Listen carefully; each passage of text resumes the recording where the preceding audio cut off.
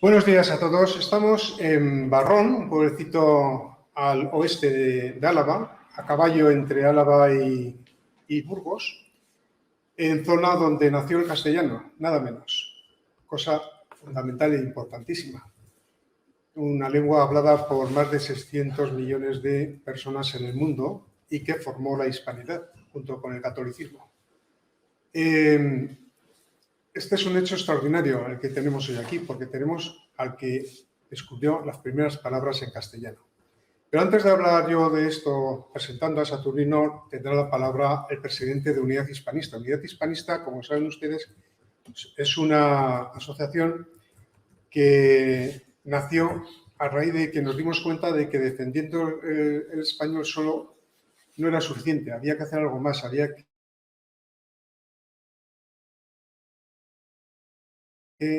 reencontrarnos con nuestra cultura, con nuestra forma de ser, con esto que han extirpado, porque han visto los globalistas que extirpando eso somos más débiles y más controlables.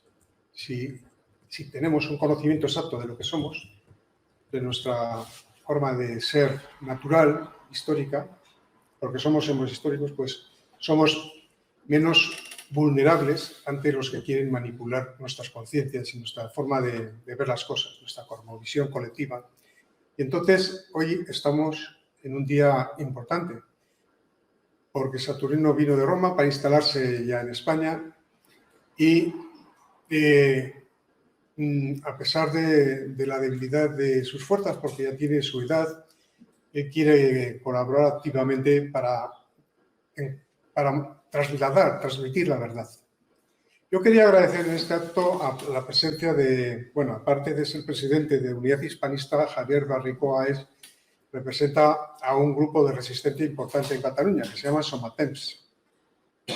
Cataluña conocen bien qué es Somatemps, los que se sienten españoles porque son españoles. Vamos, los que no se sienten españoles es que no saben lo que son. Realmente porque son españoles, los catalanes. Y quiero agradecer también desde Zaragoza que han venido la asociación Criterio, que siempre se me cruza el nombre, María Pía y Javier Vives, que también son miembros de Unidad Hispanista también. También agradeceré cuando se incorpore a la coordinadora del País Vasco de Hablamos Español. Yo tengo también la doble condición de miembro de la Junta Directiva y de fundador y secretario de Unidad Hispanista. Y, en fin, a los que habéis venido de fuera, muchas gracias por estar. Hay una persona que ha venido desde Alicante. Hay otras personas que han venido de Bilbao. No sé si alguien también iba a venir de Madrid, no sé si se ha incorporado, en fin. Quiero decir que este tema ha traído la atención de mucha gente y creo que va a tener mucha importancia. Gracias también a los que están al otro lado de YouTube, en sus casas, viendo este programa. Pueden ustedes participar, hablar, preguntar. Y es muy importante que ustedes tomen parte y participen de los fundamentos de esta iniciativa. Y sin más, para no enrollarme más, creo que me dejo el agradecimiento. Sí, tengo que agradecer naturalmente a Eduardo, el gran Eduardo, que es el dueño y de este establecimiento que hay aquí, Canto Blanco, en Barrón, sin el cual no podríamos hacer nada de lo que hoy estamos haciendo y otras cosas que también hacemos. Él nos presta sus instalaciones, nos participa también de nuestras ideas y es otra persona, pues de estas personas valiosas que conforman el patriotismo en España, porque la palabra patriota ha quedado desfigurada y menosvalorada. Sin embargo, la patriota quiere decir amor al padre. Nadie es buen hijo sin amar a su padre. Nuestra patria, nuestros ancestros, nuestros padres son los españoles que dieron su vida con su heroísmo, formaron la hispanidad y formaron el cuerpo antropológico colectivo que deberíamos defender si fuéramos buenos hijos de aquellos padres que nos dieron su vida. Y sin más, dejo a Javier que siga hablando, que seguro que tendrá cosas importantísimas que decirnos, porque además lo sabe decir muy bien. Perfecto. Cámara. Pues agradecer, como ha dicho Ernesto, a Eduardo, que nos ha acogido en esta torre tan magnífica. Agradecer los esfuerzos que habéis hecho todos. Agradecer a María Pía y Javier Vives, que me han traído desde Pamplona. Me tocaba presentar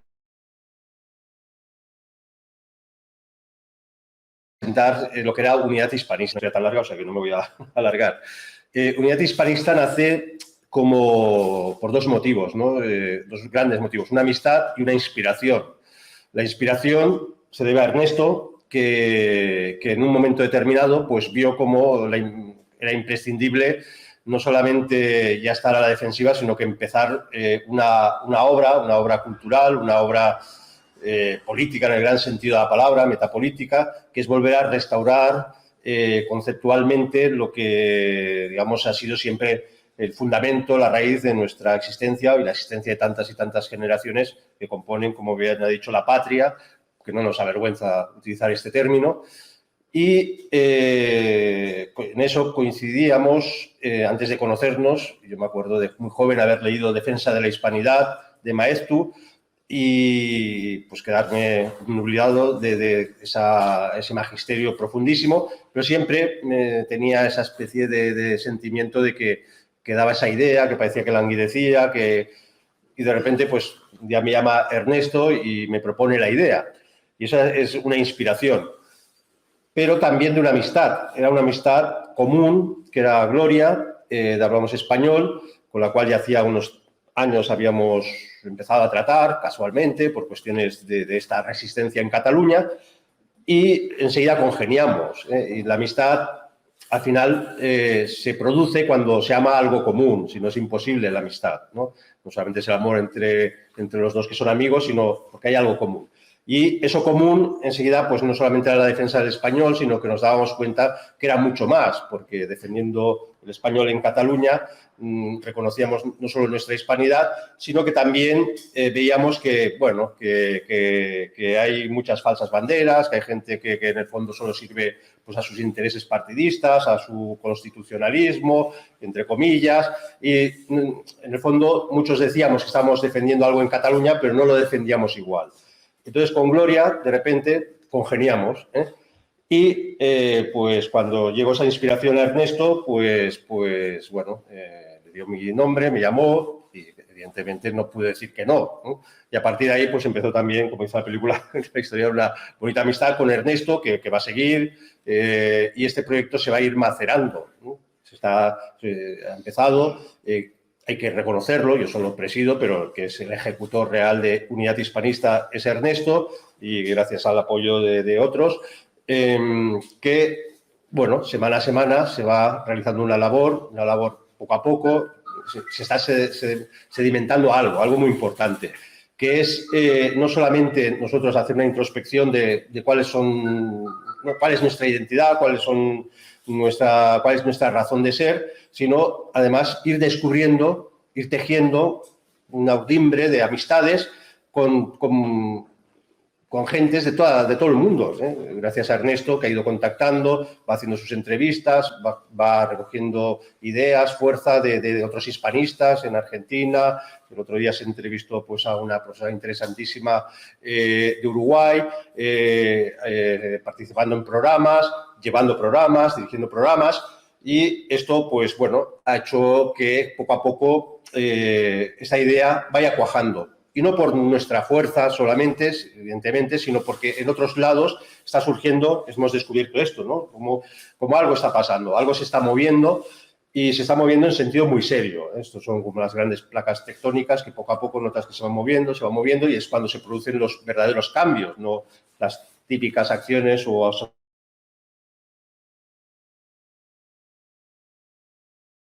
asociaciones que hemos conocido todos, que haga bien, que se haga con sentido, que dé sentido también a los que pues, abran la ventana, ¿no? De Unidad Hispanista y puedan ir recibiendo estas ideas, E insisto, esto es una labor lenta, pero es una labor muy bonita. Yo estoy aprendiendo muchísimo gracias a Ernesto, todo lo que nos está proponiendo. Este encuentro os puedo asegurar que será magnífico, venir aquí a Álava, este corazón de España, y que hemos venido pues algunos que somos catalanes, vosotros, de Bilbao, de todos lados. Esto es como una pequeña hispanidad.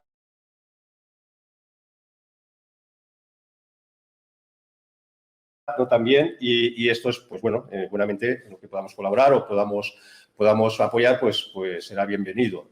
Y como estas iniciativas, pues claro, tener aquí a Saturnino, pues Saturnino es todo, vamos, un lujazo, ¿no? Y yo creo que vamos a aprender muchísimo, y todo lo que aprendamos, que es bueno, que es sano, que además, quiero decir, es fundante, ¿no? Muchas cosas a veces, todo lo que recibimos por WhatsApp, todo esto, es muchas veces estéril, es efímero. Nosotros queremos hacer cosas fundantes, ¿no? que ordenen nuestro pensamiento, nuestro sentir, nuestro corazón, y bueno, y así poder contribuir un poco a restaurar esta pobre tierra, ¿no? Nuestra, que es España, y las Españas. Que Dios nos dé fuerzas, y os animo pues a seguir en nuestro paso, el paso que ha iniciado esencialmente Ernesto, y por la admiración que le tenemos, pues estamos a su servicio. Pues muchas gracias.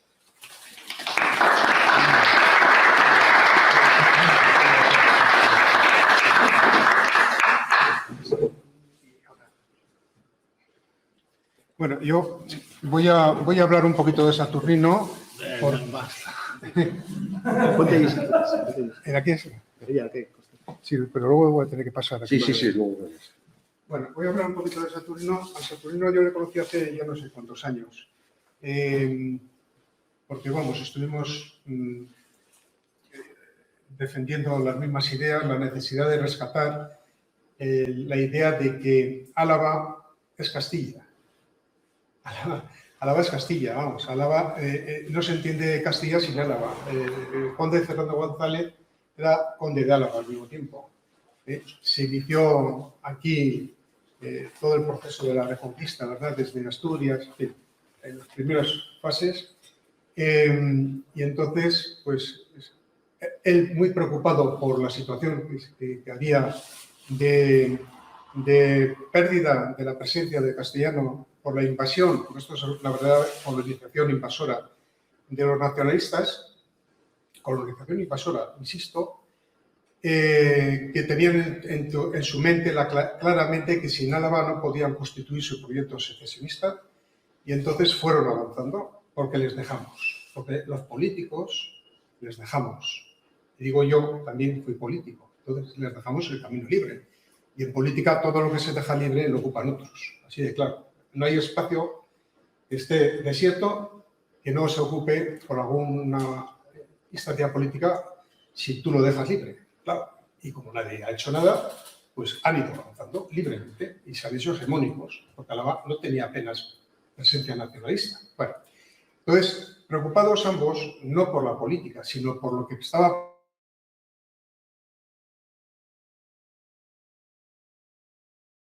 pasando por la política, porque es persona ideológica. Él lucha por la verdad y es un científico de la verdad. Entonces, Saturnino siempre le he visto trabajando en la investigación, no en el posicionamiento político. Los políticos hemos sido otros.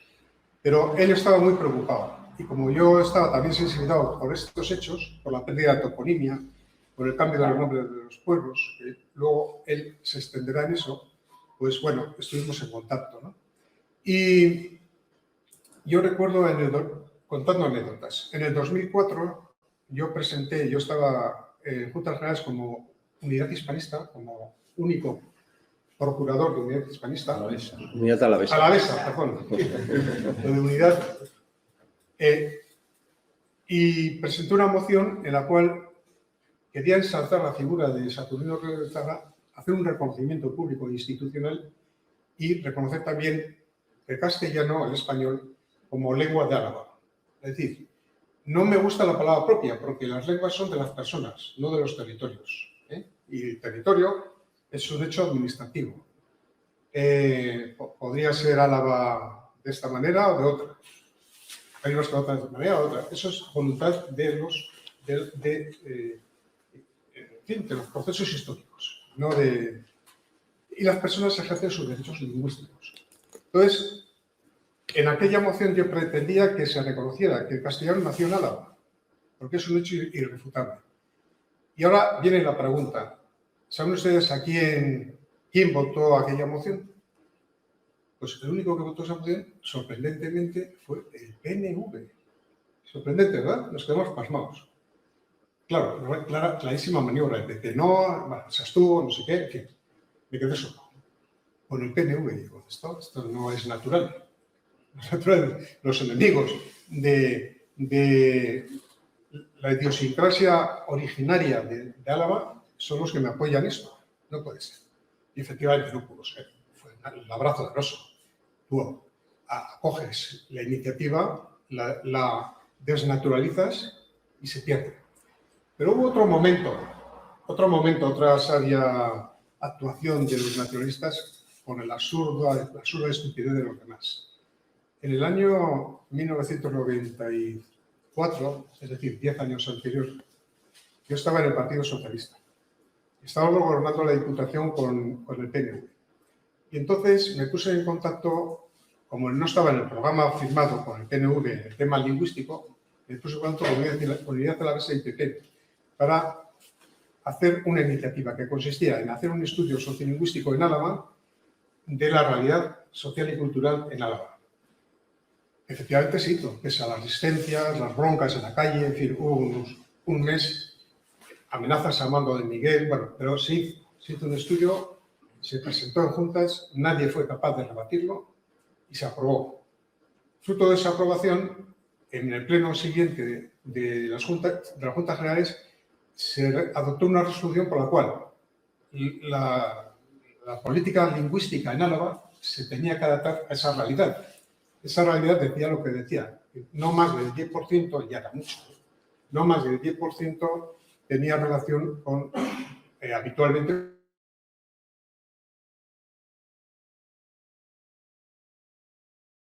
con las cosas, vamos a decir las cosas como tienen que ser. Y fruto de esa resolución se decía, las políticas lingüísticas tienen que adecuarse a esa realidad, como dice la ley de normalización del euskera, que por cierto no tiene nada que objetarse. Pues bien, se aprobó la resolución, terminó la legislatura y la legislatura siguiente, todos los grupos políticos, incluido UA, lo cual me sorprendió mucho, se olvidaron del tema y siguió la maquinaria nacionalista avanzando, a pesar de esa resolución. Tercer episodio. Antes de estas Navidades, encargado por, bueno, a petición de Bosch y encargado por Unidad Hispanista, perdón, hablamos español, yo defendí una ponencia en el Parlamento Vasco en la cual, bueno, pues decíamos muchas cosas. Decíamos de la necesidad de respetar el superior interés del niño, derecho fundamental. Y que, por tanto, la política lingüística, de inversión lingüística, estaba generando un fracaso escolar bestial, lo cual reconocía el propio gobierno vasco. IBEI, Consejo Escolar de Euskadi y el informe PIRLS de la OCDE. Era un fracaso la comprensión verbal, los niños no entendían nada de lo que estudiaban, se perdían en las clases, en fin, fracaso escolar. Reconocido por ellos. Y además el modelo de inversión lingüística que no daba los frutos deseados en el aprendizaje del euskera. ¿Para qué servía? Vale. Pues todos los grupos políticos, bien, todos bien. El único que preguntó fue Bosch y resulta que están haciendo justamente lo opuesto. ¿No quieres café? Pues café y media. Justo lo opuesto. 3 episodios. Con lo cual nos demuestra esto el desprecio olímpico, así, desprecio olímpico que tiene la clase política hacia los ciudadanos. Esto es un desprecio olímpico hacia la toponimia, hacia el respeto al origen y forma de ser histórica de los pueblos, que les quitan hasta su nombre. Falta de respeto a la naturaleza histórica de Álava, cuyo escudo, recordemos, dice en aumento de la justicia contra los malhechores. Por algo lo pone. Y por algo los fueros, privilegios, costumbres, fueron respetados por los reyes católicos. Por algo. Los únicos que han respetado hasta ahora, los únicos, y los austrias después, que han respetado, y esto no es hacer política, esto es hacer denuncia, es otra cosa. Hacer denuncia de la apisonadora que han machacado nuestros derechos. Y Saturnino tiene, y ahora entra en Saturnino, me estoy enrollando, perdonad. Saturnino tiene el privilegio de ser la persona que, defendiendo la verdad, ha sido nada menos que el descubridor de las primeras palabras en castellano en Álava. En Álava y en la Hispanidad. Es decir, las primeras palabras del castellano, cuando era latín y aparecía la palabra ecus, por ejemplo, en latín y se transformó a caballo, y de repente en los cartularios de la costa aparecen esas palabras, en el cartulario de Bújedo también, en toda esta zona que fue el cogollo del nacimiento de Castilla.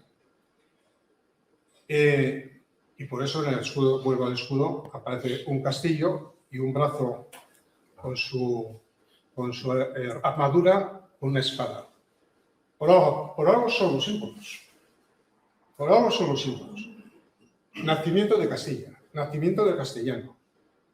Y este hombre, que es doctor en teología, que es paleógrafo del Vaticano, que trabaja en el archivo del Vaticano, que es bueno, ya vamos a ver ahora las diapositivas, un representante digno de la comunidad franciscana y como tal humilde. Esa humildad le lleva a que hoy,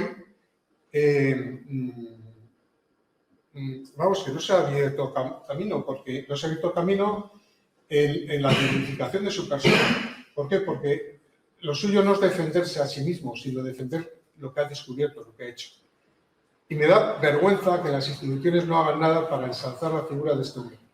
Me da vergüenza que seamos tan incapaces de no poner en valor el trabajo que ha hecho este hombre. Y me parece una vergüenza que Castilla y León, por ejemplo, no reconozca a Valcosta como cuna del castellano. Por eso de que no se enfaden los riojanos. Oigan, aquí no se trata de política. Somos todos españoles y hay que defender la verdad, sea de donde sea, de Castilla y León, de Murcia o de Aragón. Pero nació aquí, el castellano, bueno, aquí, en el entorno, porque aquí, en Valcosta, a pocos kilómetros de esta casa, es donde se recogieron las primeras palabras de ese español maravilloso, cuya lengua tendríamos que estar todos orgullosos, porque es la lengua de la hispanidad, y sin embargo aquí la estamos destrozando. La estamos destrozando porque alguien con mucha inteligencia, por cierto, y mucha maldad también, está desfigurando toda nuestra forma de ser, intentando cortar nuestras mentes y cambiarlas, y sustituir por otro tipo de pensamiento. Lo han hecho ahora en Chile, les han tirado el proyecto, pero todo esto forma parte de un gran proyecto. Foro São Paulo, Grupo Puebla, Foro Davos, para cambiar nuestra idiosincrasia, nuestra forma de ser, modificar nuestras conductas, formar cuños cognitivos, moldes cognitivos que llamo yo. En fin. Bueno, vuelvo a Saturnino, que te desvío. Saturnino, vamos a repasar un poco con diapositivas y lo comentamos. Gracias por tus palabras amables y generosas. Bienvenidos todos. Me maravilla el ver aquí un grupo que quiere conocer esta zona. Sabéis que esta zona es la Vecchia Castilla, la Castilla Bétula, la Castilla de Ferran González, que conectaba con el obispo de Valcosta per linguam. La Castilla donde un buen día del latín, digamos, del cascarón del latín, nació, como sabéis, el castellano. Y nada, os voy a leer. Quería comentar, este es el monasterio en Roma, ¿no? Esta es la casa donde he vivido yo durante más de 56 años. Es universidad, iglesia, donde es la universidad de los franciscanos, de todo el mundo. Sigue adelante. Esta es la iglesia, todo el conjunto, o sea, 4 calles, para que os deis una idea, que es una zona muy amplia.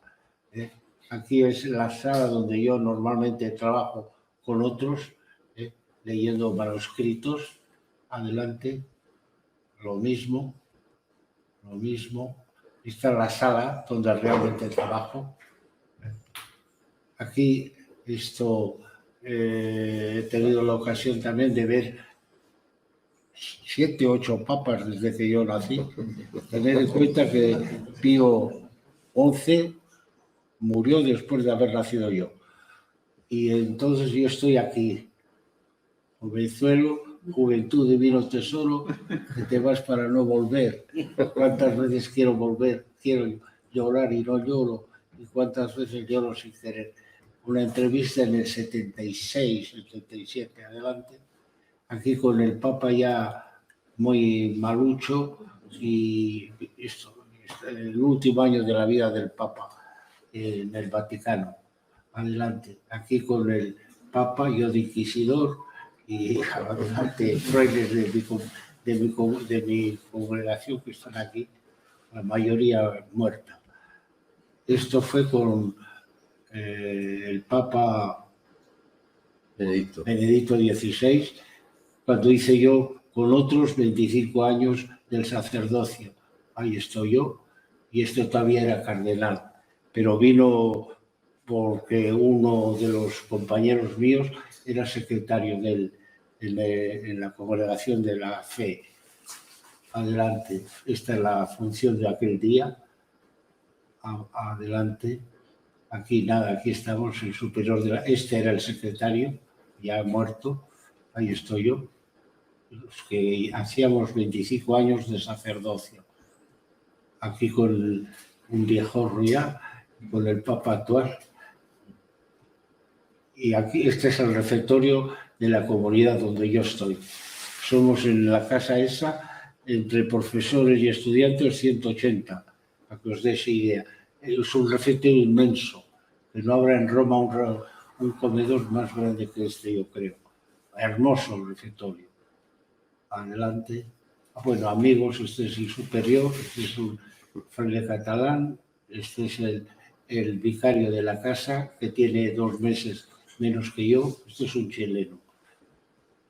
Y aquí el día de la que hice yo, 50 años en esa casa. Sigue adelante. Tú sí que vales. Este es el que vale, pero hace referencia a lo que viene debajo.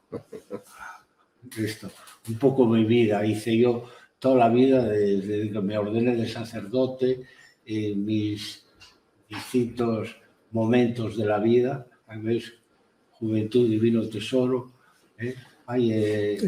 Aquí, sí, sigue.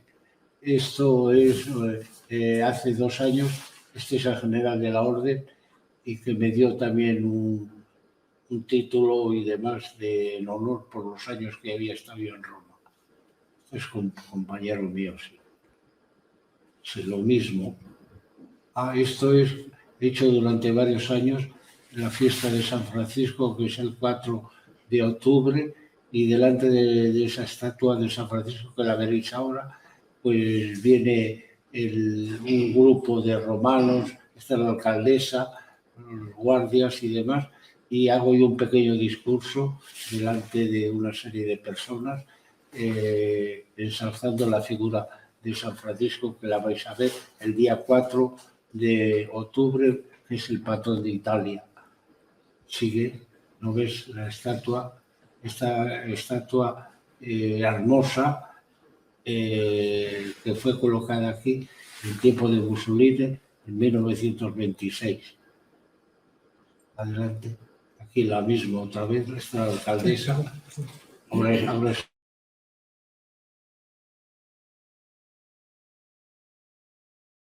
un señor, ya la guitarra ha puesto la corona. Sigue. Bueno, antes de venir aquí para España, me parecía una cosa justa el ir al pueblo donde nació Cicerón, porque a mí el latín es lo que me ha dado a mí honor y gloria en un cierto sentido. El latín, que yo he leído más latín que italiano y español, no obstante todo, pero es el que me ha descubierto el poder haber entendido los cartularios. Y como homenaje, con otros compañeros, casi 10 días antes de venir ya para aquí definitivamente, tuve el honor y el gusto de pasar un día en el pueblo donde nació Cicerón, que lo conocéis, que fue entre los autores latinos, digamos, el más fecundo y el más clásico, con Horacio, Ovidio y todos esos. Y me parecía justo al haber venido aquí. Sigue, dale, cabrón. Estos son los que me acompañaron a ir a este pueblo de Cicerón. Uscoetan de Catelina, a butere, paciencia nostra, que habéis oído hablar. ¿Hasta cuándo has de abusar de nosotros, Catelina, que era un senador del pueblo romano? Sí. Aquí comimos y todo. Sí. Esta es la estatua de Cicerón, aludiendo ahí, como echando un discurso. Ah, bueno, esto ya no tiene que ver nada. He llegado yo también al Machu Picchu.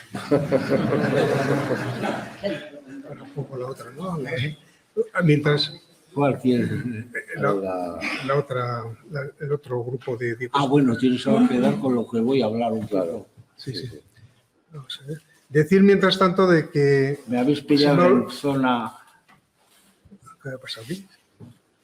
De debilidad, de salud. Se ha ido. ¿Batería? Ah, no, es que no tiene batería esta conexión. Okay. Bueno, mientras tanto, decir que Saturnino tiene 30 libros escritos nada menos y más de 100 artículos referidos a la historia de los monasterios en Álava. Esto se ha fundido, ¿eh? Ah, no, ya está. Bueno, a ver, ahora.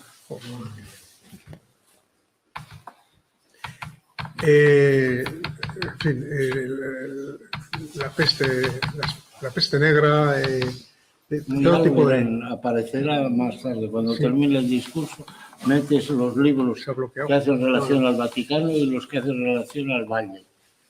Se ha bloqueado esto. No, ya está. Gracias.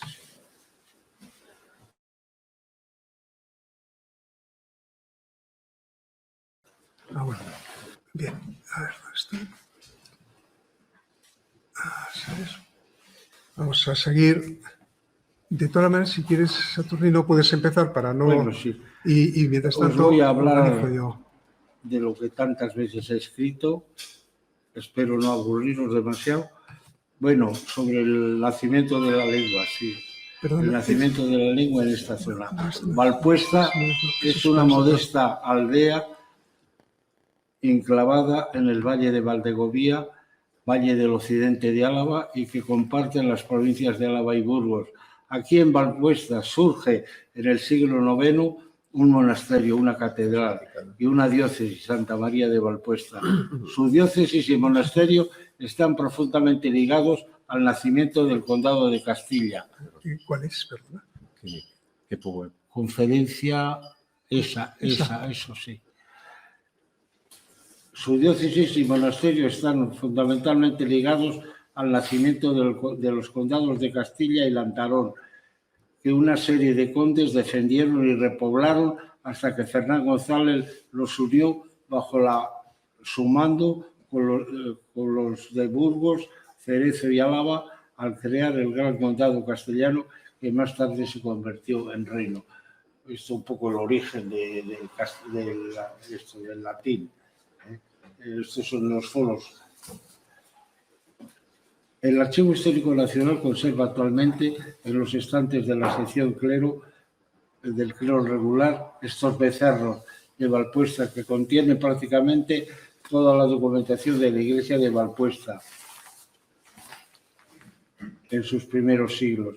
El becerro gótico o antiguo consta de 187 documentos o diplomas escritos en diferentes momentos por más de una treintena de escribanos y abarca el tiempo comprendido en el 804 y 1140, con algún documento posterior. El Becerro Galicano contiene, que es copia del anterior, contiene 178 cartas del libro antiguo,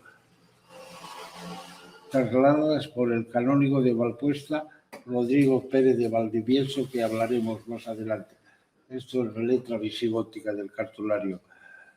Los cartularios nos informan sobre los métodos de cultura, sobre la vida de entonces, sobre la cantidad y calidad de los productos agrícolas, sobre el valor de los precios, sobre los animales domésticos, de manera que siguiendo la evolución de los cartularios podemos seguir de cerca con una visión excelente y ancha los nombres de nuestros pueblos, la fe de nuestros mayores, los cultivos, los aperos, la ganadería, las comunicaciones, la inseguridad de la vida, el mobiliario, la alimentación, el paisaje. Los monasterios y catedrales eran las editoriales de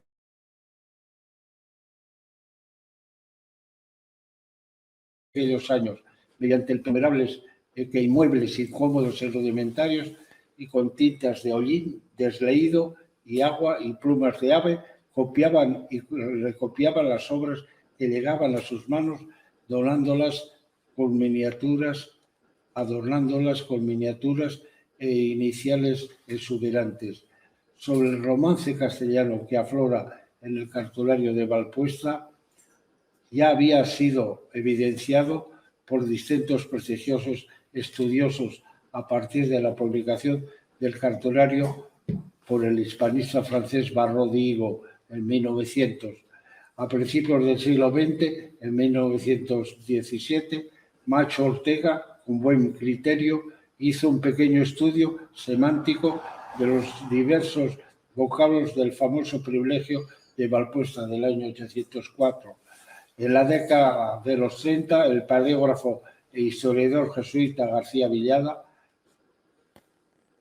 que murió en la guerra, matado por los republicanos, en un trabajo serio y documentado, dedica también un pequeño estudio a la evolución y gestación del romance latente en las cartas de Valpuesta. Pero fue Menéndez y Pidal a lo largo del siglo XX que con más atención y esfuerzo dedicó muchas páginas al proceso del castellano primitivo, de modo especial en su libro Los orígenes del español.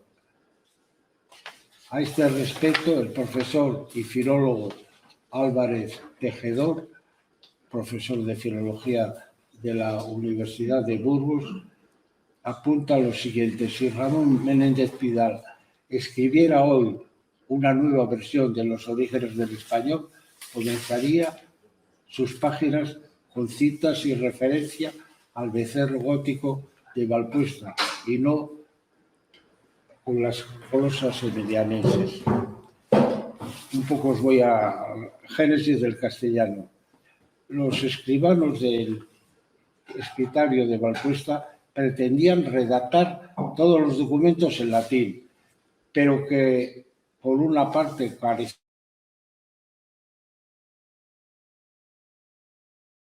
de conocimiento profundo, imputables a la lengua que hablaban, y por otra parte se veían forzados a utilizar esta última cuando tenían que consignar términos no latinos o cuyo equivalente latino desconocían, como los antropónimos y topónimos, de manera que en la redacción incluían algunas frases, giros, palabras,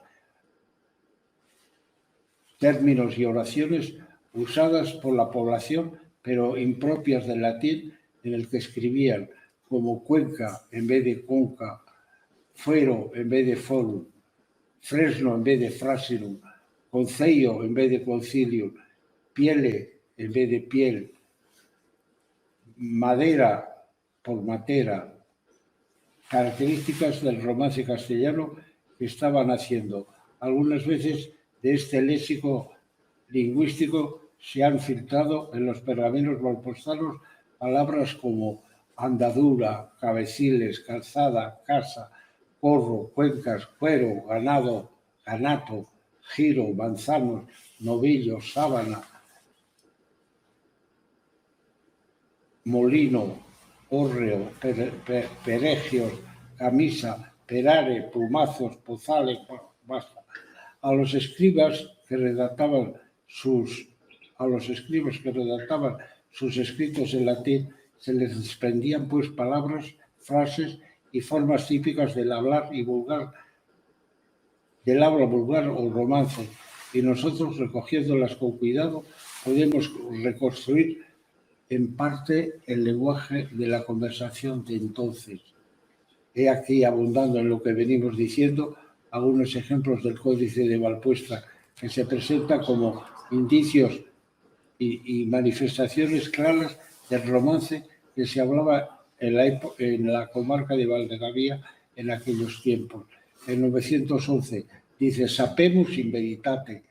En vez de decir en latín tenía que ser scimus vere. O sea, el verbo scire, saber, sabemos en verdad. En el 939, una mujer de Alcedo, de nombre Gontroda, da al monasterio de Valpuesta una viña, en cambio le viene dado un potro castaño y una piel, un potro castaño y una piel. De advertir que, por ejemplo, que potro viene del derivado del latín punctus. En 944 aparece la voz casa en vez de domus, capu, o sea, cabeza, en vez de capu. Uso de la palabra materia de lignum, iglesia en vez de eclesia, carne en vez de caro, serna en vez de sénera, ganato en vez de pecus. Cómo va evolucionando. Él podía continuar. Voy un poco más adelante. Un repaso por los pergaminos de Valpuesta nos proporciona ciertamente una serie de anillos en donde ya está en germen la formación del castellano. Por ejemplo, con vino en vez de cum vino. Carrera que va de Tuesta a Salcedo. Casas que fueron de nuestro padre. Casi ya como fuera casi romance. En los documentos valpostanos se documentan pues rasgos con la desaparición de los casos de las declinaciones latinas y su valor sintáctico en la oración, función que pasan a desempeñar las proposiciones, la extensión de los usos de la conjunción romance que en la expresión de la finalidad y la consecuencia y la evolución hacia la invariabilidad del relativo que ya no se usa, o sea, se usa ut, ahora se usa ya el que. Asimismo, se observa un orden de palabras nuevo en la construcción de las oraciones y la creación del uso de una nueva categoría morfosintáctica inexistente en el latín, o sea, el artículo que no existe en latín. Voy para adelante, avances un poco más abundando en lo que voy diciendo, avance de los escritos lingüísticos. Incidiendo en lo que venimos diciendo, tenemos también un documento íntegramente escrito en castellano, aunque breve. Se trata de una donación que hace Fortún Sánchez de Buitana a los canónigos de Valpuesta para un aniversario, una tierra en el molino de arriba, y metió en ella a García, maestro de Valpuesta. Así pues, antes del poeta riojano Gonzalo de Berceo, que es del año 1190 a 1146, más o menos la época en que vivió Gonzalo de Berceo, ya poseemos, por ejemplo, una escritura con la lengua del pueblo. Se trata de una donación que hace que os he dicho, Fortún Sánchez de Butrana, a los canónigos de Valpuesta. Me hubiera gustado haberla tenido aquí. Hoy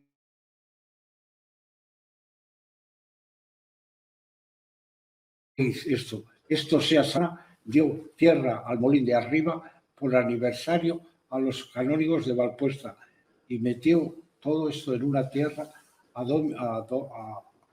Domino García, maestro de Valpuesta. Ya ves, ya en el año 200, 1200, tenemos ya prácticamente el castellano casi perfecto en un cierto sentido.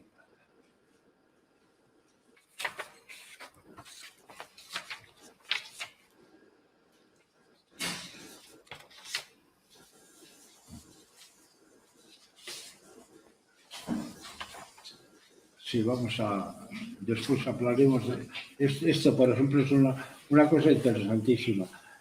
Veo que lo he visto ahora por caso. Fijaros, en 1132, y el canónigo, este es el cartulario gótico, este es el cartulario galicano. Un canónigo de Valpuesta en 1236 transcribe el cartulario anterior, porque el monasterio de Valpuesta, habían pasado ya muchos años, resulta que algunos territorios y demás se los había perdido, de manera que Pérez de Valdivielso, en 1236, se pone a copiar el cartulario que es este mismo documento, como veis, parecen iguales. En cambio, fijaros cómo van haciendo del cascarón de latín. No era, y aquí que ponía, nulus, ya ven, a ver qué más, por remedio anime me, dono una era, y aquí veréis área, cómo va cambiando. Y así en otros muchos documentos. De Martínez, y alea pars, hilo pozo de Pedro, y aquí te pondrá hilo un puteu. Ya ves cómo van surgiendo del cascarón del latín, van surgiendo las nuevas palabras. Este canónigo de Valpuesta, como os digo, transcribe el códice de Valpuesta, pero debido a su afán latinista y a la influencia que en su tiempo tuvo la Reforma cluniaciense, impulsora del nuevo latín, el escolástico, corrige un buen número de giros y palabras del primer cartulario, sustituyéndolas por otras más propias al latín, conocido por los medios eclesiásticos, derivándonos de este modo de ese fenómeno curioso del aflorar del castellano, inmaduro sí, pero ya potente en las cancillerías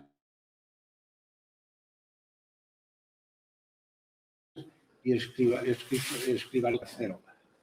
Este breve texto que hemos estado comentando un poco, tan cercano a nuestro castellano actual, que habla de canónigos y del maestro de Valpuesta, viene a ser uno de los primeros textos escritos en castellano y coetáneo del conocido Tratado de los Cabreros de 1206, considerado como el primer documento escrito en lengua romance en la Cancillería Real, en una cancillería distinta.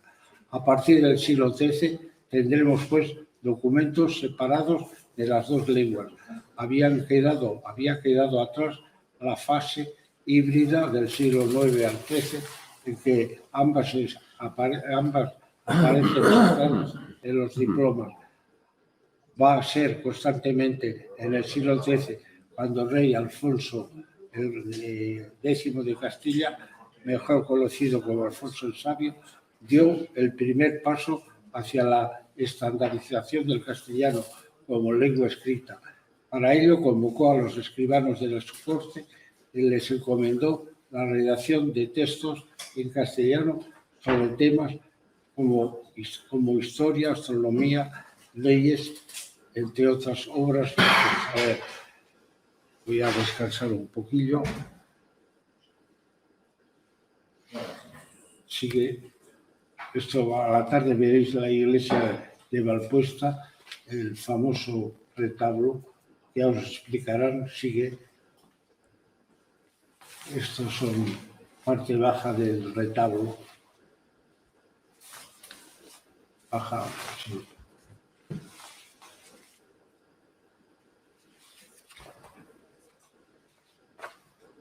Bueno, voy a ir poco a poco terminando.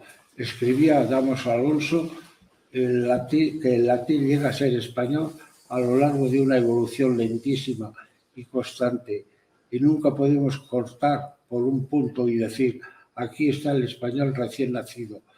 Ciertamente, si bien es sabido que el castellano no solo nació en Valpuesta, sino también en Oña, Cardeña, Salmillar, en León, pero sus primeras escrituras, sus primeras huellas escritas están más antiguas e importantes, mientras un hallazgo fortuito no nos depare otro testimonio anterior. Hay que buscarlas y estudiarlas hoy por hoy en los pergaminos de Valpuesta. En Valpuesta tendríamos, pues, los primeros y verdaderos chispazos de la lengua castellana, y constatar que a menos de 3 kilómetros de Valpuesta, donde nace el castellano, existe una flamante, importante escuela ubicada precisamente en un pueblo que lleva el nombre Romance de Villanueva. Y mira por dónde, dicho topónimo, mayor de Villanueva de Valdegovía, del año 949, se nos presenta en la documentación como el topónimo más decano, digamos, más viejo de toda la toponimia española. Para que os deis una idea de lo que está ocurriendo. Pero de esto os hablaré esta tarde, del cambio de la toponimia, cómo nos están con una goma, nos están borrando los nombres de nuestros pueblos. Yo me siento un poco mal si la decadencia del castellano está en Valpuesta o en Salmillar. Lo que está borrado no leas. Correcto. Tranquilo. ¿Quieres salir un poco? Sí,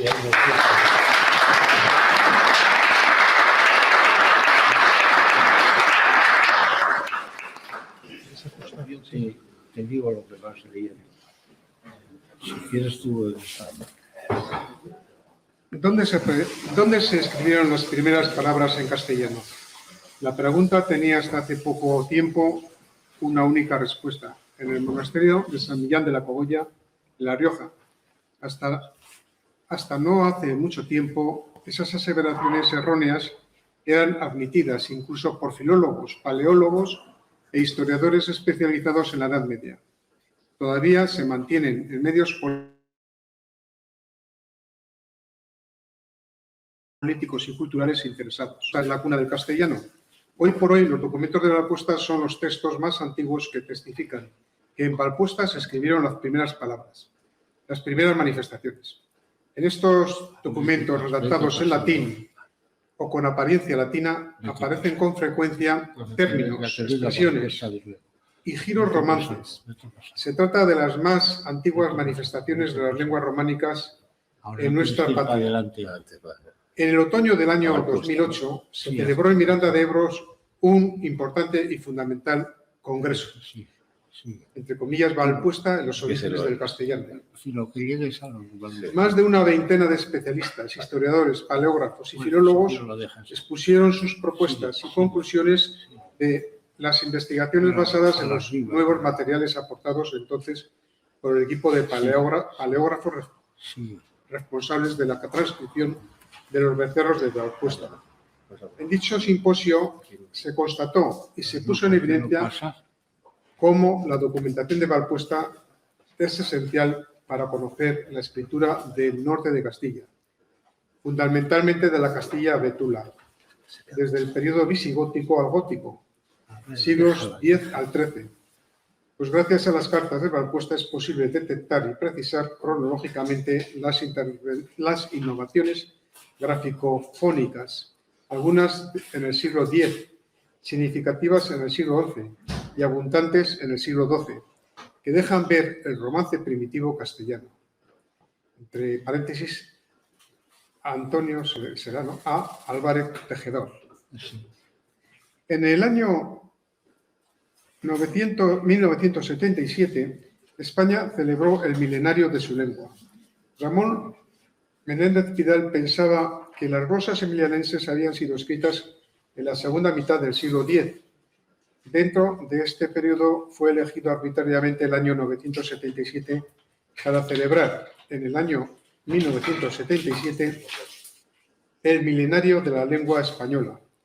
Pero la datación de las glosas propuestas por Menéndez Pidal no se puede sostener hoy, Las glosas milenenses son probablemente de la segunda mitad del siglo XI y seguramente se deben a la reforma cluniacense, cuyos efectos sobre la aparición de los textos romances en el norte de España son comparables a los ejercicios por la reforma carolingia en Francia. Sobre las glosas emilianenses se ha escrito mucho. A los nombres de Gómez, Moreno y Menéndez Pidal se puede añadir una larga lista de expertos en el asunto. Entre ellos citamos los de Alvar, González Ollé, Díaz y Díez, Samson y Widner. Más recientemente los de Bright, los hermanos García Tunza, Muro, Cano Aguilar, Hernández, Alonso, Martínez Díez y Ruiz Asencio. Sus estudios nos han proporcionado valiosas aclaraciones y una mayor precisión cronológica de las mismas. Los expertos, pues, coinciden actualmente en señalar que las glosas emilianenses no corresponden a la segunda mitad del siglo X, como opinaban Gómez Moreno, García Villada y Menéndez Pidal, sino que habría que trasladarlas al menos un siglo más tarde. Esta es la opinión de algunos estudiosos de temas riojanos como Díaz y Díaz, el padre Agustino Olarte y el paleógrafo J.M. Ruiz Asencio. En opinión de estos, las glosas son más recientes de lo que se creía, quizás de la segunda mitad del siglo XI, y tratan de probarlo con razonamientos históricos y paleógrafos.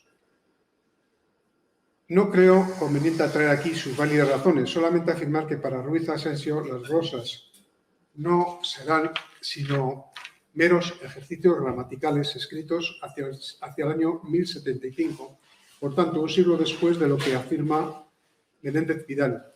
Por otra parte, la influencia de San Millán durante el siglo X fue muy relativa, incluso menor que la del monasterio de Albelda. Hasta los años de Sancho el Mayor de Navarra, 992 al 1035, San Millán no cobrará importancia. Señalaba el filólogo y profesor de la Universidad de Burgos, Antonio Álvarez Tejedo, uno de los coordinadores del trabajo de unas 600 páginas críticas sobre cartularios de Valpuesta, publicado a finales del año 2010, abro comillas, en estos documentos que nos encontramos, afortunadamente, y hasta que aparezcan otros, adelantan al menos un siglo, finales del 9 y principios del 10, las fechas propuestas con anterioridad. Es el caso de Piele en lugar de Pelle. Este diptongo es una de las cuestiones que distinguen algunas lenguas romances, y también hay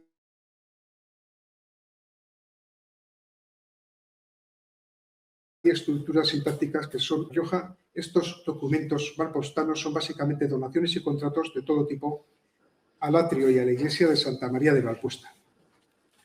Las glosas emilianenses son castellanas. Las notas marginales del Códice 60 de San Millán no son tan antiguos como que se creía, porque, como hemos señalado, son de finales del siglo XI y no del X, como se creyó hasta no hace mucho tiempo. Sin embargo, varias actas del cartulario de Valpuesta se redactaron en el siglo X y puede que alguna en el siglo IX. No solo no les favorecen la antigüedad, tampoco la lingüística apoya las tesis riojanas, sencillamente porque los rasgos de las glosas no responden al castellano primitivo. No son castellanas. No es esta una opinión lanzada a la ligera. La mayoría de los profesores sabe y enseña en sus aulas que las características fonéticas de las glosas son navarro-aragonesas. Cuantos filósofos lo han estudiado y llegaron a la conclusión según la cual las glosas reflejan caracteres de un navarro-aragonés antiguo. Así lo manifestaron Menéndez Pidal, Manuel Alvar, Rafael Apesa, González Ollé, Díaz y Díaz, Samson y Wright. Incluso hasta los hermanos García Tunza. Esto ya está leído, ¿no? No. Bueno. Sí, va bien. Sí. El padre de la filología española, Menéndez Pidal, dice que las glosas vemos el habla riojana del siglo X muy impregnada de los caracteres navarro-aragoneses. Para el lingüista historiador Ramón Rafael Lapesa están en dialecto aragonés. El gran filólogo y dialéctico M. Alvar las atribuye a un dialecto nacido en un cenobio riojano, abro comillas, sin excluir una impronta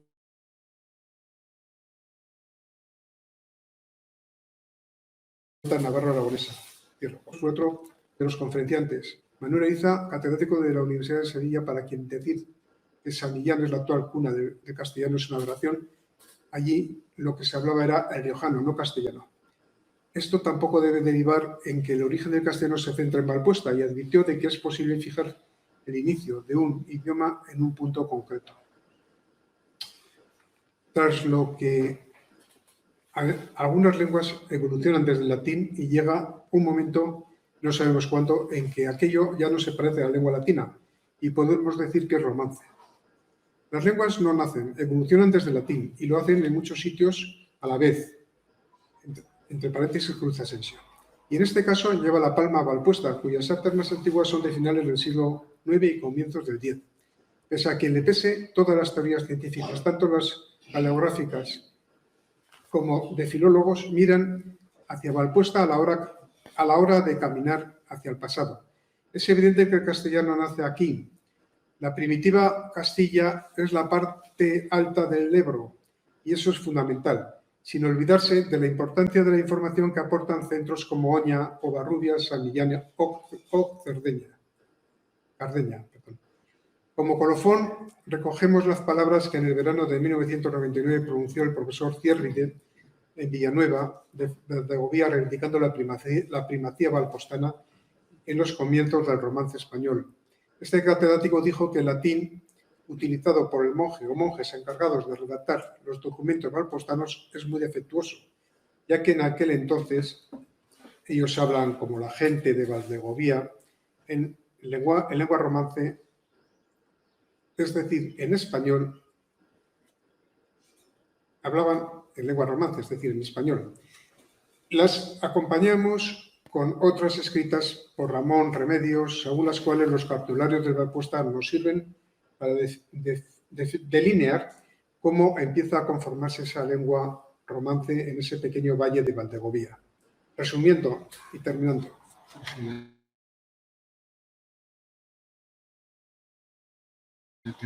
Antes que el caso hablándose en la alta cuenca del río Ebro y del Omecillo, ni por la antigüedad de las rosas ni por la lingüística se puede defender que la cuna del castellano estuvo en La Rioja, como se dice habitualmente. Podemos, además, añadir otra razón de origen histórico sobre el posible lugar de nacimiento. No puede estar en La Rioja porque esta región empieza a castellanizarse a finales del siglo XI, cuando pasa a poder del rey Alfonso VI, entre 1065 y 1109, rey de Castilla y León. Antes había sido musulmana y después navarra. Mal pudieron hablar allí el castellano antes de la primigenia Castilla. La castellanización de La Rioja hay que situarla propiamente en el siglo XII. En definitiva, podemos afirmar que la comarca del Omecillo, Ebro, y más concretamente en el cenobio de Valpuesta, siglos X al XII, vemos cómo año tras año y casi sin darse cuenta, su gente rompió a hablar como un niño en un idioma que se desgajaba lentamente del latín medieval. Aquí en Valpuesta, Tobalina, Losa, Mena, tierras de Pancorbo, el latín romano se fue haciendo romance entre rezos, espada y arados. En estas tierras que configuraron la Castilla Betulia, la vieja, se gestó una de las aportaciones culturales y espirituales más importantes. El idioma castellano que hoy hablan más de 500 millones de habitantes. Como se sabe, La Rioja, lo hemos apuntado anteriormente, gasta un dineral en seguir manteniendo San Millán como la cuna del castellano y le está dando sabrosos, importantes y pingües réditos. Hace medio año el Gobierno de La Rioja organizó una conferencia sobre los orígenes del castellano, conferencia que tuvo lugar en la sede de la Embajada Española de la Santa Sede en Roma. Estuve yo presente, sí. No se citó para nada Valpuesta. ¡Qué incongruencia! ¡Qué vergüenza! La Academia de la Lengua Española en noviembre de 2010 había avalado los cartularios de Valpuesta como los documentos más antiguos donde aparecen las primeras palabras escritas en castellano. Son, por tanto, más de 100 años más antiguos que sus primas, las glosas emilianenses, del monasterio de San Miguel de la Cogolla, y casi 175 años anteriores a las burgalesas.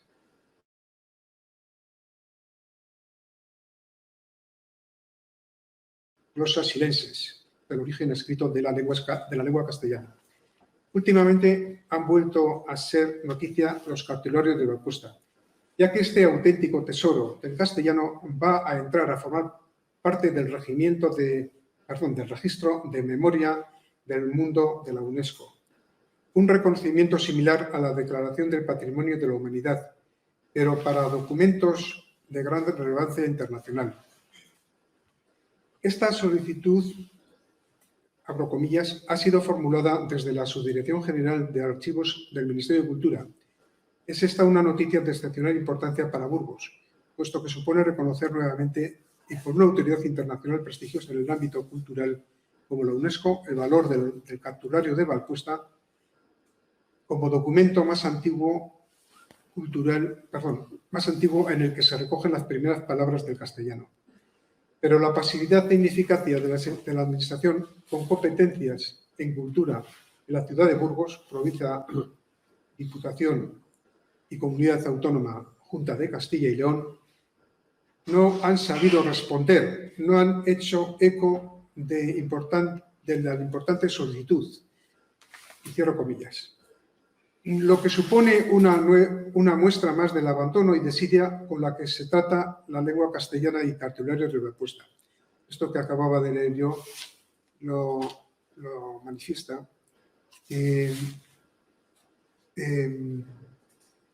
Vamos a ver, que en el Registro de Memoria del Mundo de la UNESCO se decía esto que acabo de leer, para no confundir quién lo dice.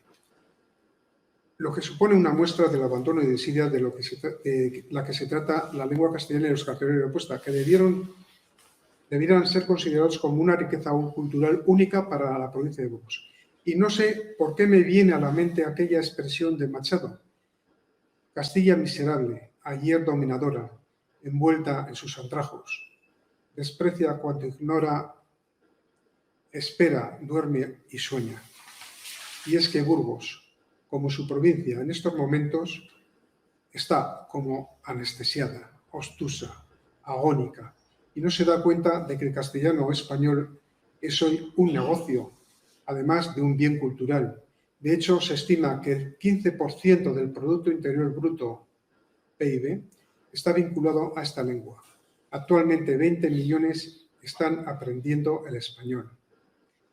Entre las iniciativas a valorar para dar más protagonismo y un papel más importante a Valpuesta, una solución sería su inclusión en el camino de la lengua que actualmente arranca en San Millán y concluye en Alcalá de Henares. Otra, la creación de pósters, de carteles a lo largo de la carretera informando dónde se encuentra la cuna del castellano, comenzando por Briviesca y continuando por Pancorbo y Miranda. Un proyecto fácil y barato, pero clave y de gran proyección y de interesantes y excelentes perspectivas para la comarca. Un idioma y la marca Valpuesta,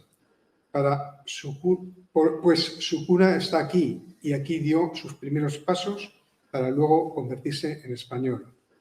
Saturnino Ruiz de Luzada.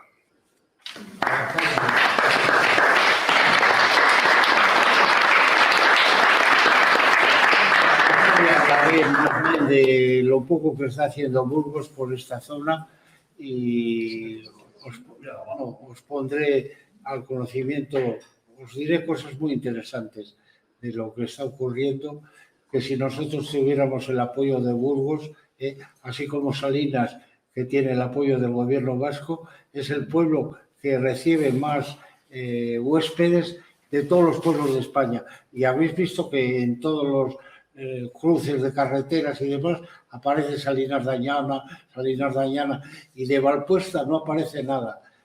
Aparece Oña entre Pancorbo y el Espino. y nos parece Valpuesta que es mucho más importante y daría mucha riqueza incluso a toda esta zona de aquí, puesto que, como me decía el que enseña un poco la iglesia de Valpuesta, dice, viene aquí gente de Cataluña, viene aquí gente de Valencia, de Sevilla, de Madrid y de Bilbao, diciendo y los de la zona cercana y demás, de alaveses y demás, no viene aquí nadie.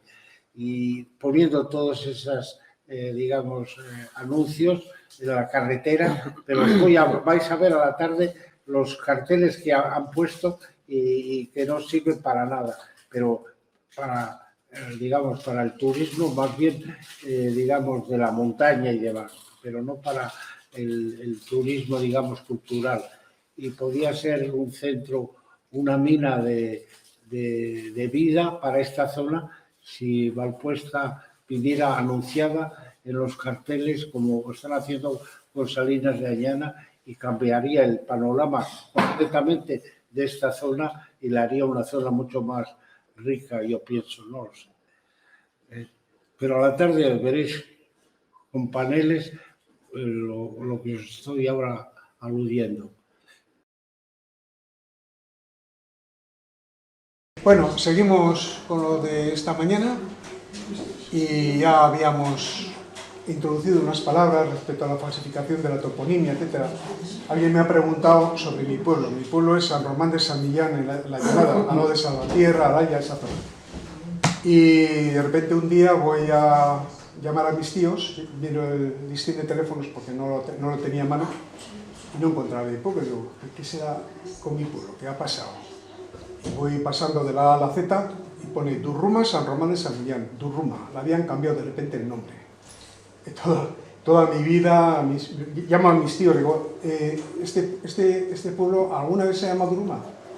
Jamás, no. Mi tío tenía, ha fallecido, tenía entonces 80 y tantos años.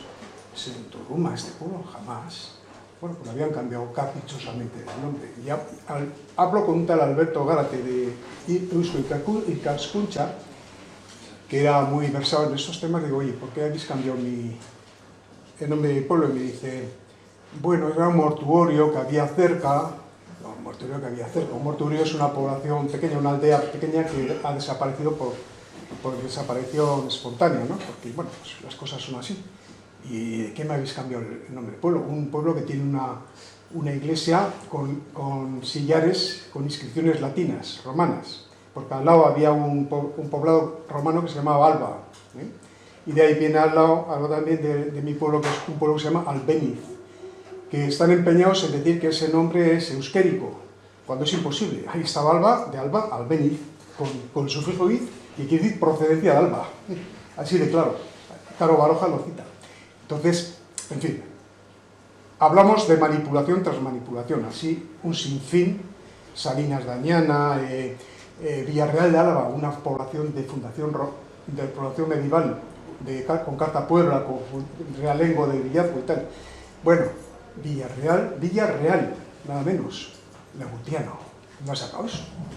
Salvatierra, otra fundación otro pueblo fortificado en el corazón de la llanada, que es una población amurallada, que está llena de casas nobiliarias y que es una población pues también de fundación real, con privilegios, fueros, lo mismo. Agurain, ¿dónde sacan eso? Pues lo mismo, una cosa que había allí residual. Bueno, Vitoria-Gasteiz, ¿dónde sale? Pues nada, 4 casas que había en su momento, pues no sé cuánto, estaba al lado de Vitoria,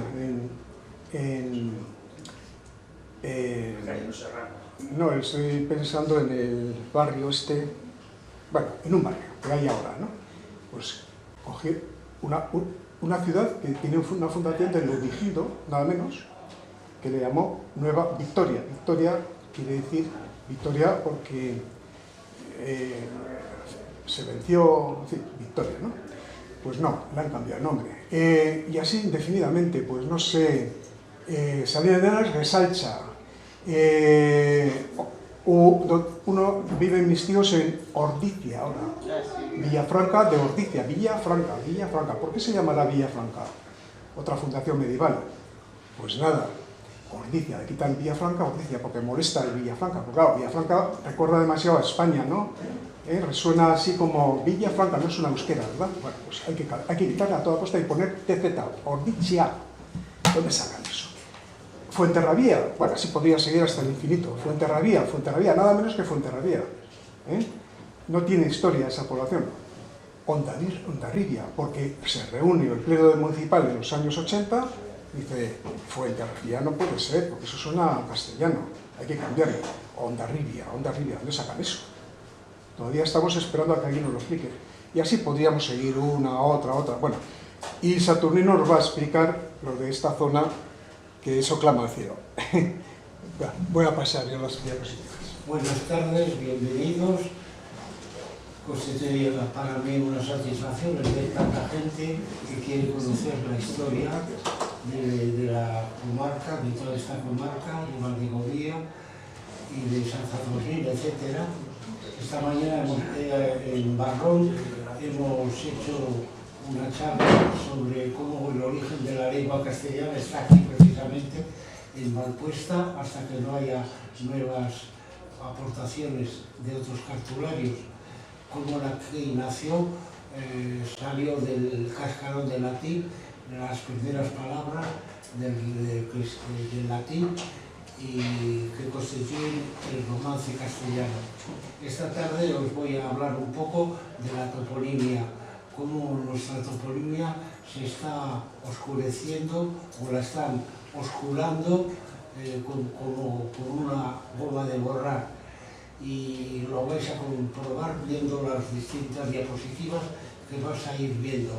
Y que Burgos poco hace o nada en poner un poco remedio a lo que está ocurriendo en toda esta zona del occidente de Álava.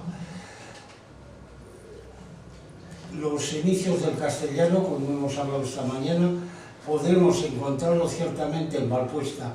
Las lenguas nacen en la calle, o mejor, en el pueblo llano, pero si no llegan a darle una cuna dentro de los monasterios, habrían muerto. Los manuscritos de Valpuesta fueron redactados por muchos y diferentes calígrafos intelectuales de la época y gracias a ellos tenemos a Valpuesta como la cuna del castellano. Entonces la verdadera cultura estaba en los monasterios, amanuenses que nos dejaron las primeras palabras escritas en castellano y precisamente a unos metros de aquí. Los hombres y las mujeres que habitamos en el valle de Valdegovía somos herederos de un legado histórico y lingüístico que arranca desde hace más de 1000 años. Durante centurias se ha forjado en esta comarca denominada Valdegovía una cultura, una manera de ser, una identidad, un entorno cultural e histórico propio y singular. Superfluo incidir una vez más que el romance castellano tiene una de sus cunas, o mejor, la principal cuna en el monasterio de Valpuesta. El origen del castellano debía estar protegido y minado por las instituciones. Un pueblo sin su lengua es un pueblo sin alma. La lengua en que nací es mi única riqueza. Son palabras de un escritor que ha recibido hace un año o dos el último premio Cervantes, poeta mexicano. Valdegovía tiene la historia más antigua del País Vasco. El idioma que hablamos nos define. Es tanto nuestra herramienta de comunicación, nuestra identidad. Debido al totalitarismo cultural, opresivo, asfixiante, que se está llevando a cabo en estos últimos años sobre la gran parte de nuestra provincia y concretamente sobre Valdegovía, pretendiendo borrar nuestra memoria histórica y las huellas de nuestra identidad.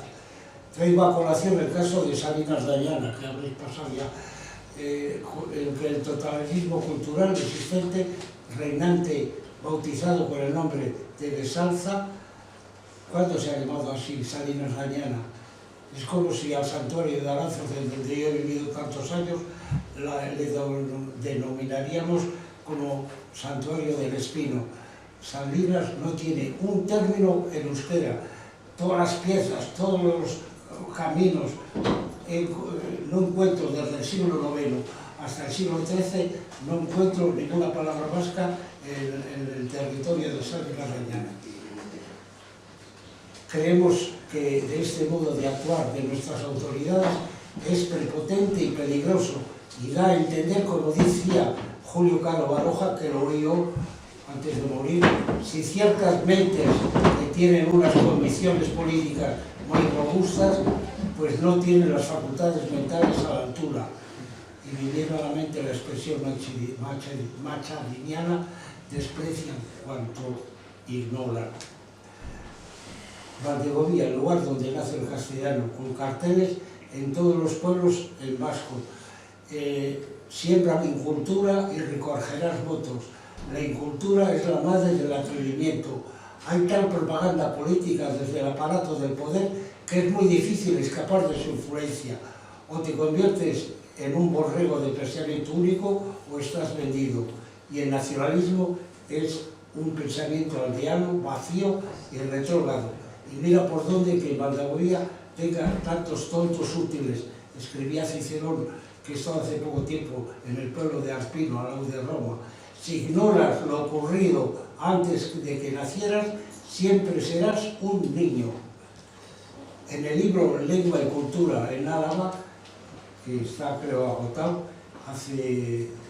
escrito hace unos más de 20 años, he hecho todo un estudio de cómo éramos y cómo nos aporta el cartulario de Valpuesta tantos datos. El cartulario de Valpuesta es como un diario de la zona, pues nos cuenta de cómo estaban formadas las familias, cómo estaban construidos los edificios, sobre los utensilios referentes al ajuar doméstico, colchones, que se llamaban entonces plumazos, guantes, que se llamaban lunas, pañuelos, mápula, femuralia, que entonces hoy se llamaban pantalones, pero entonces se llamaba femuralia. Un monje que cuenta el cartulario de Valpuesta, que murió aquí en un pueblo cerca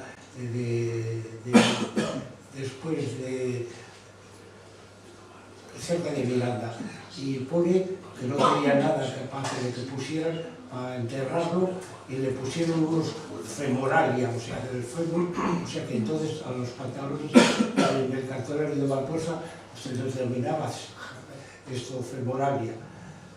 El cartulario de Valpuesta nos habla de alimentos, del pan, de la carne, de las verduras y legumbres que comían, del viñedo, de los cereales, de los molinos, de la ganadería, de los pastos, qué árboles teníamos hace 1000 años,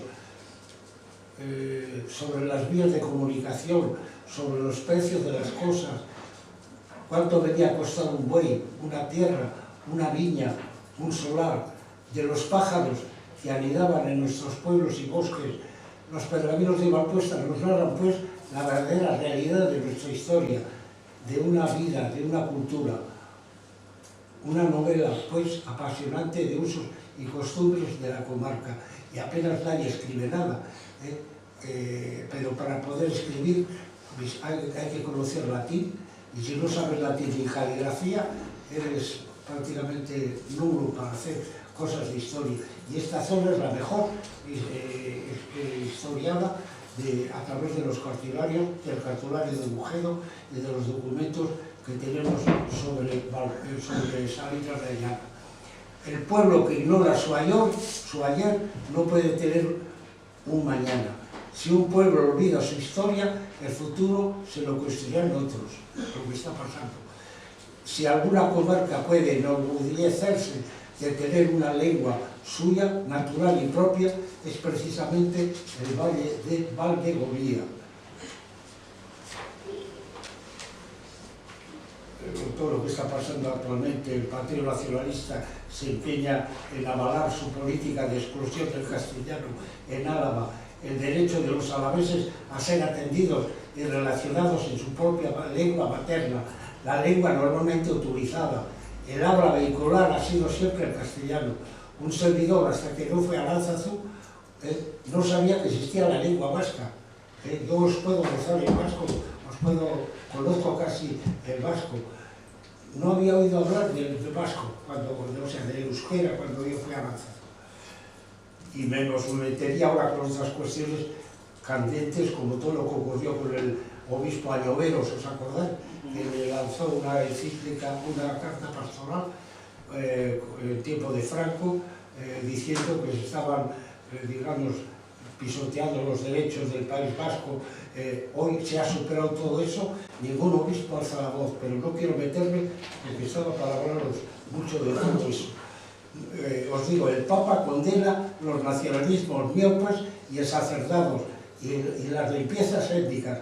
Fue Juan Pablo II, que yo he tenido la ocasión de estar al lado de él y de darle la mano, el que hablaba diciendo estas palabras, nacionalismos miopes y el sacerdocio. Y el Papa Francisco, hablando repetidas veces de la violación de la dignidad del hombre, como es que a uno se le quite su propia lengua, es una herida a la creación. Y hablando, continuando lo que os voy diciendo, una de las personas más beligerantes en este asunto es Juan Carlos Laboreo, presidente de una asociación, de un sindicato en Navarra. Dice, las lenguas sirven para convivir y no para separar, pero el objetivo de este gobierno es adoctrinar, y para ello quitan a unos para poner a otros, a los suyos. A través del idioma pretenden construir un perfil ideológico del funcionamiento. Esto es inaceptable, decía este autor. Existe en Álava una violación sistemática de los derechos de los niños a ser educados en su lengua materna. De esto he escrito yo bastante en uno de mis libros, que es lo que dice la Iglesia sobre esto. Y más allí donde nace el castellano. ¿Cómo podemos justificar esta persecución que estamos sufriendo alaveses y valdeollenses? Pues venimos discriminados en lo social y en lo laboral. La lengua se ama y se quiere y no se impone, como una religión. O se ama o se la deja. ¿Quién nos tiene que amparar? Sería la Iglesia, pero la Iglesia no dice nada. Cuando en 1596 el consejero de India redacta una cédula dando instrucciones al virrey de Nueva España en América sobre la castellanización de los indios, Felipe II, por posible inspiración eclesiástica, la rechazó en estos términos. No parece conveniente apremiarlos a que dejen su lengua natural, más se podrán poner maestros para los que voluntariamente quisieran aprender la castellana. Fíjate que maestros teníamos ya hace 5 siglos. Y ese criterio se mantuvo, digamos, en el Imperio Español hasta 1770, el reinado de Carlos III. Este ya comenzó a imponer, sobre todo en Filipinas, que había muchas islas, y era difícil que se implantara el castellano más allá de Filipinas, la capital, que se llama Manila. Para los de Valdegovía, como para los alaveses, el vasco no es una necesidad cultural, sino más bien una necesidad actualmente económica. En mi caso, como en la mayoría de los alaveses, el conocimiento del vasco no es ni mucho menos imprescindible para mi trabajo y mi vida personal. Son más importantes y necesarios otros conocimientos, y a ellos dedico mi tiempo. Greenpeace, la famosa institución, se queja de que Garoña calienta el río Ebro, hoy día ya, esto desde hace unos años, y no se preocupa de la desaparición de la toponimia de la zona por parte de los sabios, entre comillas. Hoy en el País Vasco hay una dictadura cultural, más opresora que la que tuvieron los vascos en tiempo de Franco. Hablo de una dictadura cultural. Los obispos, y en concreto el obispo de Vitoria, de todo este proceso es cómplice, guarda silencio y cuyo resultado es la situación actual. Valdegovía y Álava entera piden una mesa de diálogo para solucionar el problema lingüístico. El PSOE habla de una España plurinacional. Hay que hablar de un País Vasco pluricultural o también plurirregional. Una iglesia ausente a este problema se han tenido que ir del País Vasco respecto de ETA y de la lengua, más de 200.000 vascos. Y la iglesia calla. Le parece que todo esto es una cosa sin importancia, lo que se podía traducir por el silencio de los corderos. Se está haciendo lo políticamente correcto. Gabilondo, que fue del Partido Socialista, es cura, escribía en un periódico esto: vivimos en una dictadura disfrazada con ropaje de democracia. Gran parte de Álava no tiene ningún interés en aprender y usar el euskera, pero le guste o no, tiene que hacerlo por imposición del Parlamento. Lo que los alaveses concretos quieran les da igual. Los políticos ya decidieron por ello. Para muchos vascos no escaldunes, aprender euskera es como hacer la mili, una obligación a la que somete porque tiene que someterse porque no tiene más remedio. Su derecho a decidir cuáles son las lenguas que uno quiera aprender es sacrificado en aras de un presunto derecho del euskera a ser hablado por todos los habitantes de Euskadi. Nuestro acervo cultural está en serio peligro. ¿Qué tipo de iniciativas tenemos a favor de la divulgación de las señas de identidad de Valdegovía, de gran parte de Álava, de su historia, de su cultura? Hoy por hoy, visto el panorama, no veo ninguna. En fin, como decía Quevedo, cuando hay poca justicia es peligroso tener razón. Y voy a terminar prontamente hoy. El Papa Benedicto, bueno, no sé, ha visto, esto os conviene que lo leáis bien, comenzando desde, creo que más arriba o no, una anterior, ahí comienza. A ver, que lo lea uno, para que se dé cuenta. Lee uno fuerte, uno que lo lea. Sí. Prácticamente no hay ningún cartel que anuncia Valpuesta. Implantáis carteles de turismo cultural aludiendo a cosas secundarias como los montes Obarenes, San Zardornil, Santa Gadea o Pancorbo. Está bien. Y se anula Valpuesta. Es como si acercándonos a la ciudad de Burgos se hiciera propaganda del monasterio de las Huelvas y de la Cartuja de Miraflores, dos joyas exquisitas. Y se deja la catedral de Burgos, que es infinitamente más importante y más conocida. Sigue. Ustedes de la Diputación Burgalesa no os habéis percatado del significado histórico, lingüístico y cultural de Valpuesta. ¿Tiene que continuar? Sí.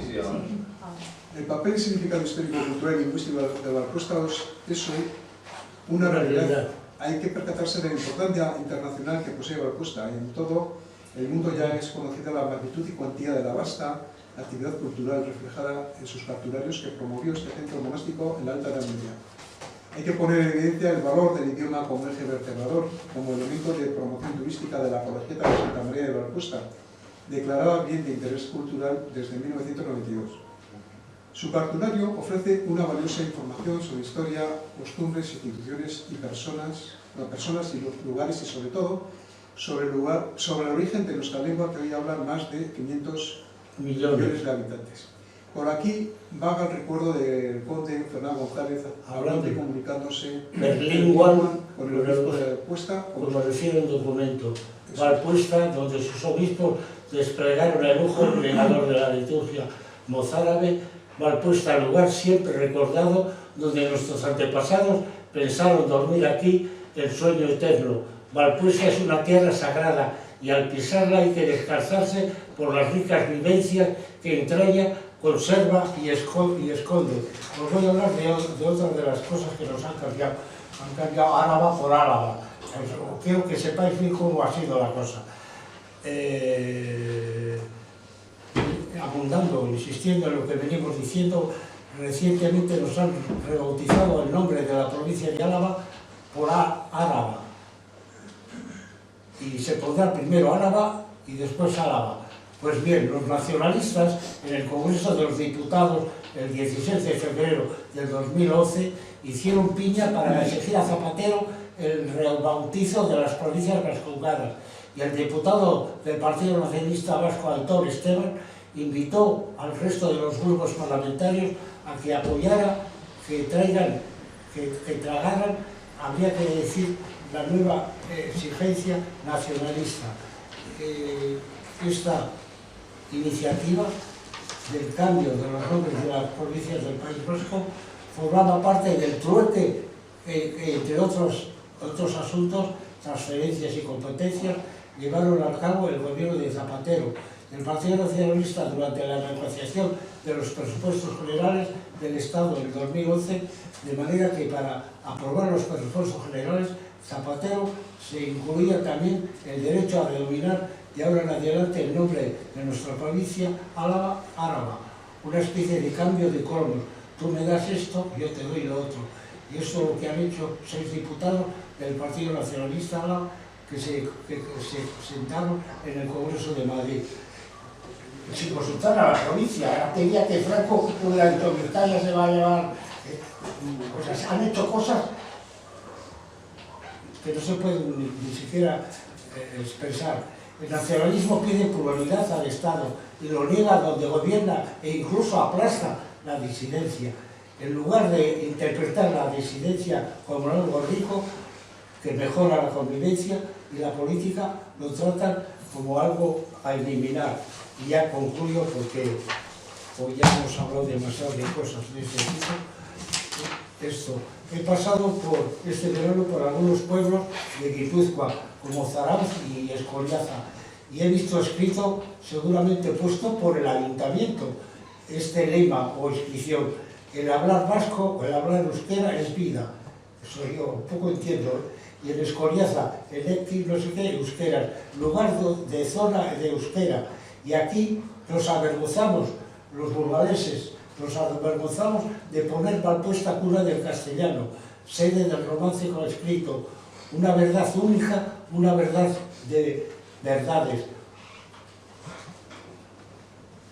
Una manera de difundir que Valpuesta es la cuna del castellano es el difundir una base de pegatinas con un lema: Valpuesta cuna del castellano. Y esto he visto en algunos carteles. El otro día en Fría ponía esto: que no decidan por ti, recuperemos nuestra identidad, nuestras raíces, nuestra soberanía. Y esto no es fácil de hacer propaganda y meter en todos los carteles y demás, hacer algo que cuesta poco dinero y podría tener un efecto grande. Fijaros lo que está haciendo el gobierno vasco por Salinas de Ayala. Le ha dado todo y es hoy el pueblo que más gente de Álava recibe. Y le está dando vida y en parte de la zona. Si el Burgos hiciera algo por la expansión, por los indicios del castellano aquí en Valpuesta, y con la repercusión que tiene actualmente Valpuesta, si entráis en internet, podía ser, y poniendo todos esos carteles que habéis visto, que pone todo menos Valpuesta, podía ser un centro como ha ocurrido con Salinas, poniendo en todos los, cruces de Valpuesta, cuna del castellano. Viene mucha gente aquí a ver Valpuesta, pero podría venir infinitamente más gente y enriquecer con bares y otra serie de tiendas toda esta zona y vivir de una manera más digna. Y yo, gracias por vuestra presencia y vuestra paciencia, y yo me enfermo y me paro aquí.